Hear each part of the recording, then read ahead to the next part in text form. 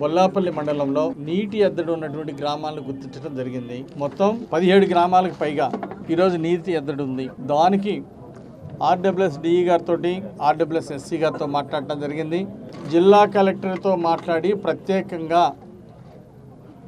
వెంటనే ఈ నీటి ఎద్దడి నుండి ప్రజల్ని కాపాడాలి, వెంటనే ట్యాంకర్లు ఏర్పాటు చేయమని చెప్పేసి ఆదేశించడం జరిగింది.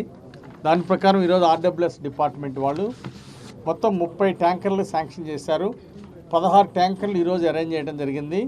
మరో 2-3 రోజుల్లో మిగిలిన ట్యాంకర్లు కూడా ఏర్పాటు చేయడం జరుగుతుంది. మొత్తం 30 ట్యాంకర్లతోటి ఏ గ్రామంలో కూడా నీటి ఎద్దడి లేకుండా ప్రతి గ్రామానికి నీరు అందించడం జరిగింది. భవిష్యత్తులో బొల్లాపల్లి రిజర్వాయరు, వరకిపొడిసెల ప్రాజెక్టు, అట్లాగే వాటర్ గ్రిడ్, జలజీవన్ మిషన్ అన్నీ కూడా పూర్తి చేస్తామని ప్రజలందరికీ హామీ ఇస్తూ ఈ సమ్మర్లో వచ్చినటువంటి వేసవి ఎద్దడిని తట్టుకోవడానికి ఈరోజు ట్యాంకర్లు పెట్టాం.